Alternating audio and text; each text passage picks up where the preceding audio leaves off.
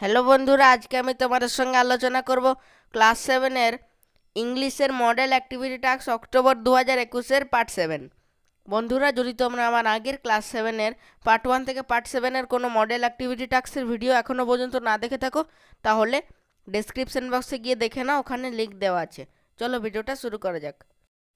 দেখো, model activity task class 7 বিষয় English, part 7 October 2021-এর এটা। দেখে নাও 1 number, read the following verse and answer the questions that follow. এই যে প্যাসেজটা দেওয়া আছে সেটা আমাদের সুন্দর করে ভালো করে পড়ে নিতে হবে এবং তারপর এই যে নিচের প্রশ্নগুলোর উত্তর দিতে হবে প্যাসেজ থেকে। বুঝতে পারলে? এরপর চলো একবার প্যাসেজটা পড়ে নিই। যদিও এটা তোমাদের টেক্সট বই থেকে দেওয়া আছে সিন প্যাসেজ, তাও আমি একবার তোমাদের জন্য একবার পড়ে নিচ্ছি। দেখে নাও। The people were starving. They came to Ceres and implored her to bring back plenty and save their lives. Ceres lifted her face weary with ceaseless wondering and said, I cannot take care of the earth until I get back my lost daughter. So the people thought of praying to Jupiter, who was the king of the gods, and to Jupiter they sent their prayer to bring Proserpine back to her mother. They were sadly in need of Ceres' help. বুঝতে পারলাম, আমি পড়ে দিলাম এই প্যাসেজটা। চলো এরপর অ্যাক্টিভিটিগুলো solution করি। দেখো, এর প্রশ্নগুলো। Complete the following sentences. এই যে দেখো, এখানে কিছু কিছু দেওয়া আছে এবং এই যে ব্ল্যাঙ্কসগুলো দেওয়া আছে সেগুলো আমাদের ফিল করে এই সেন্টেন্সটাকে কমপ্লিট করতে হবে। বুঝতে পারলে কি করতে হবে? এরপর চলো 1 নম্বর প্রশ্ন দেখি। The people were starving, so dash. উত্তরটা হবে the people were starving, so they came to Ceres and implored her to bring back plenty and save their lives. বুঝতে পারলে? মানে ওই যে লোকগুলো অনাহারে মারা যাচ্ছিল, মানে অনাহারে ছিল, কারণ ওই যে সেরেস তো ছিল শস্য ভাণ্ডারের মহারানী। She was the queen of crops and fields. বুঝতে পারলে? তোমরা তো অনেকেই হয়তো পড়েছো আগে, তো তোমরা একবার তোমাদের বইয়ের দ্য প্রসারপাইনের লেসনটাও একবার পড়ে নিও, তাহলে তোমাদের বুঝতেও সুবিধা হবে। তাহলে উত্তরটা হলো they came to Ceres and implored her to bring back plenty and save their lives. তারা সেরেসের কাছে গিয়েছিল, তারপর অনুরোধ করলো তারা যে তাদের প্রাচুর্য ফিরে আনতে, যে আগের মতো অবস্থায় পৃথিবীকে ফিরে আনতে এবং তাদের জীবনকে বাঁচিয়ে তুলতে। বুঝতে পারলে? এরপর 2 নম্বর প্রশ্ন দেখো। Ceres face was weary of dash. উত্তরটা হবে Ceres's face was weary because of ceaseless wandering. মানে সেরেসের মুখটা একদম ক্লান্তময় ছিল। কেন ছিল? কারণ প্যাসেজটাতেই আছে যে প্রসারপাইনকে প্লুটো নামে একটা রাজা ছিল, সে তাকে ধরে নিয়ে গিয়েছিল, তাকে কিডন্যাপ করেছিল। তো তাকে খুঁজতে খুঁজতে সেরেস অনেক ক্লান্ত হয়ে গিয়েছিল। এই কারণে তোমরা এখানে লিখবে যে Ceres's face was weary because of ceaseless wandering. মানে অবিরাম খুঁজেছিল, মানে অবিশ্রান্ত খোঁজাখুঁজির পরও কিন্তু সেরেস প্রসারপাইনকে খুঁজে পায়নি। সেই জন্য এখানে লিখবে তোমরা যে বিকজ অফ সিজলেস ওয়ান্ডারিং। এটা তোমরা প্যাসেজ থেকে পেয়ে যাবে। চলো পরের প্রশ্ন দেখি। 3 নম্বর প্রশ্ন দেখো। The people prayed to Jupiter because. ওই লোকগুলো জুপিটার মানে the king of the gods এর কাছে কেন প্রার্থনা করেছিল? উত্তরটা হবে যে Ceres told them that she could not take care of the earth until she got back her lost daughter. মানে সেরেস পিপল মানে লোকগুলোকে বলেছিল, তাদের প্রজাদের বলেছিল যে সে যতক্ষণ না যতক্ষণ না তার মেয়ে প্রসারপাইনকে খুঁজে পাচ্ছে ততক্ষণ না সে আর্থের মানে পৃথিবীর কোনো কেয়ার করবে না, পৃথিবীর দেখভাল করবে না। আগে যেমন ছিল আগের অবস্থায় কিন্তু ফিরে আসবে না যতক্ষণ না সে তার মেয়েকে ফিরে পাচ্ছে। বুঝতে পারলে? এরপর চলো B, answer the following questions, এগুলো দেখে নিই। বি এর একের দেখো, হু ওয়াজ জুপিটার? উত্তরটা হলো Jupiter was the king of the gods. Jupiter হলেন যে গড মানে দেবতা আছেন তাদের রাজা। বুঝতে পারলে? অনেকগুলো তো দেবতা থাকেন, তাদের মধ্যে কিন্তু জুপিটার হলেন ওই দেবতাদের রাজা। বুঝতে পারলে?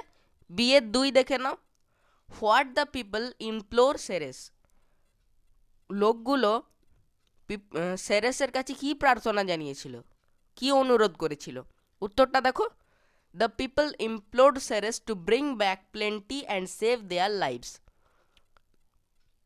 লোকগুলো সেরেসের কাছে অনুরোধ করেছিল যে আগের মতো অবস্থায় ফিরে আনতে, যে প্রাচুর্য ছিল আগের, প্লেন্টি মানে প্রাচুর্য, এবং তাদের জীবনকে বাঁচিয়ে তুলতে।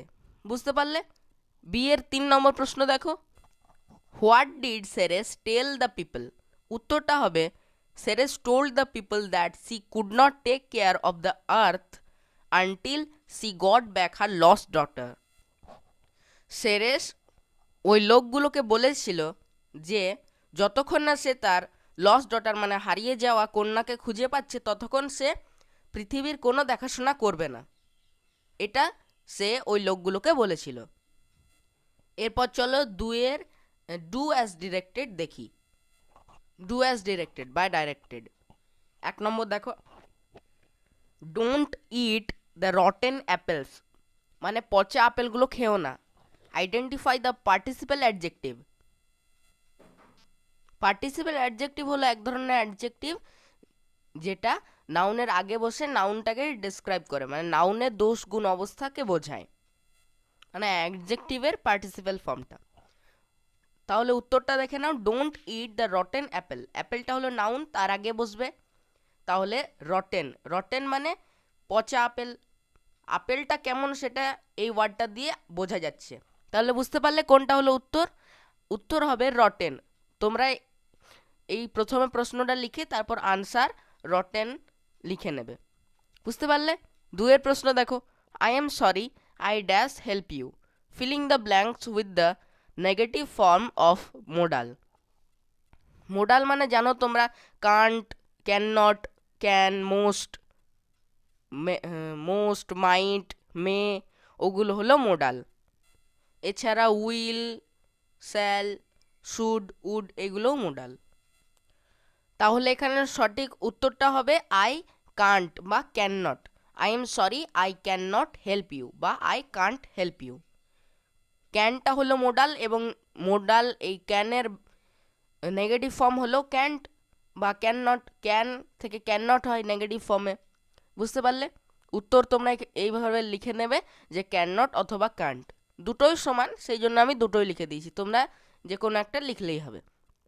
মোডাল কোনগুলো তোমরা কিভাবে বুঝবে বলে দিচ্ছি। মোডাল যেমন হবে তোমাদের ক্যান হবে, কুড হবে, শুড হবে, মে হবে, মাস্ট, মাইট এগুলো হবে। এগুলো হলো মোডালের উদাহরণ। চলো পরের প্রশ্ন দেখি।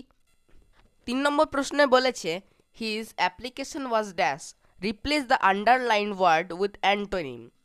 এখানে কি দিয়েছে দেখো, রিজেক্টেড।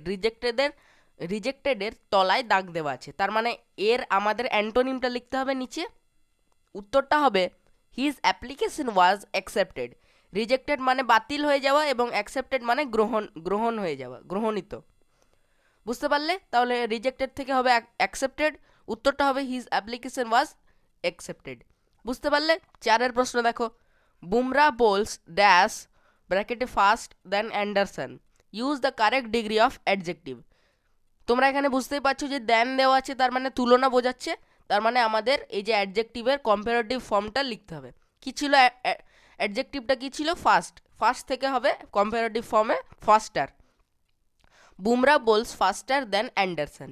বুঝতে পারলে? তাহলে তোমরা নিচে আনসার লিখে নেবে যে বুমরা বোলস ফাস্টার দেন অ্যান্ডারসন।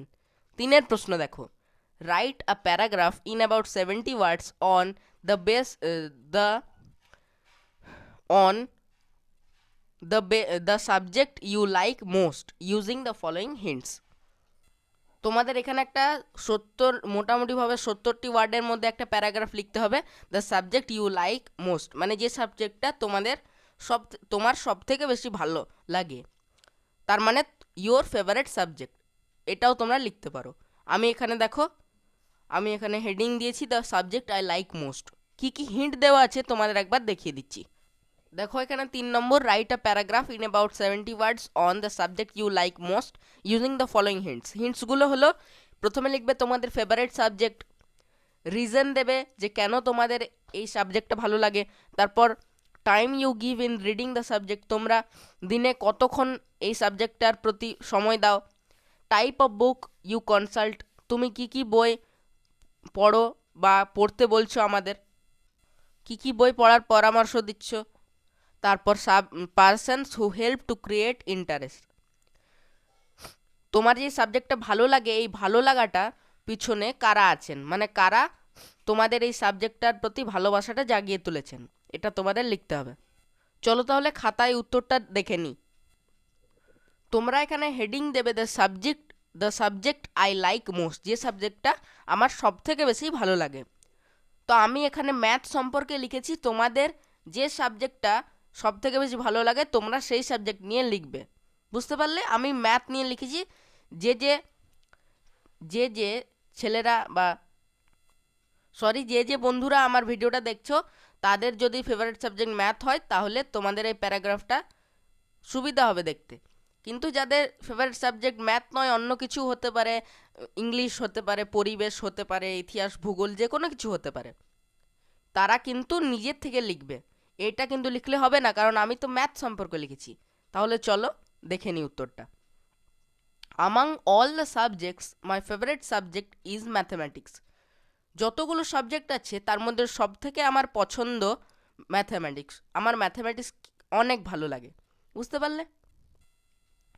সেকেন্ড কোয়েশ্চেন, সেকেন্ড বাক্য, second sentence, mathematics is a very interesting subject, অঙ্ক হলো একটা খুবই মজাদার বিষয়। There are so many reasons why I like this subject, এর প্রতি অনেক কারণ আছে কেন আমার এই সাবজেক্ট বা বিষয়টাকে ভালো লাগে। It is truly interesting as it is a logical subject, এটা খুবই মজাদার কারণ এটা হলো একটা যুক্তিসম্মত সাবজেক্ট। তোমরা জানো যে অঙ্ক যুক্তি ছাড়া কিন্তু হয় না, অঙ্কের প্রতিটা অঙ্কের প্রতিটা প্রশ্নে কিন্তু যুক্তি লাগে, যুক্তি ছাড়া কিন্তু অঙ্ক কখনোই হবে না, বুঝতে পারলে। And it describes many patterns of objects around us, যেমন বিভিন্ন অবজেক্ট আছে, যেমন অঙ্কের একটা পার্ট, গণিতের একটা পার্ট হলো জিওমেট্রি, এবং জিওমেট্রিতে তোমরা জানো যে বিভিন্ন রকম বস্তু থাকে, সেটাও বোঝা যায় যে বিভিন্ন patterns of objects around us, আমাদের চারিদিকে যে বিভিন্ন জিনিস আছে তার প্যাটার্নগুলো আমরা ম্যাথামেটিক্স পড়েও জানতে পারি, বুঝতে পারলে। Math gives me a lot of satisfaction and boost my energy and thinking capacity while studying, অঙ্ক পড়ে আমার খুবই স্যাটিসফ্যাকশন আসে এবং আমার যে এনার্জি তাকে অঙ্ক বাড়িয়ে তোলে, মানে অঙ্ক যখন আমি পড়ি তখন আমার এনার্জিটা বেড়ে যায়, এবং থিঙ্কিং ক্যাপাসিটি, আমি যখন অঙ্ক করতে গেলে তো ভাবতেই হয়, সেই ভাবার ক্ষমতাটাও কিন্তু বেড়ে যায় প্র্যাকটিস করতে করতে, বুঝতে পারলে।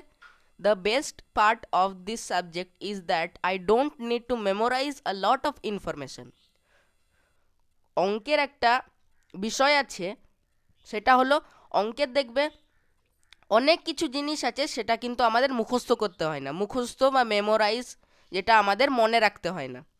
I don't need to memorise a lot of information, অঙ্ক করতে গেলে কিন্তু অনেক জিনিসই আমাদের মুখস্থ করতে হয় না, বুঝতে পারলে।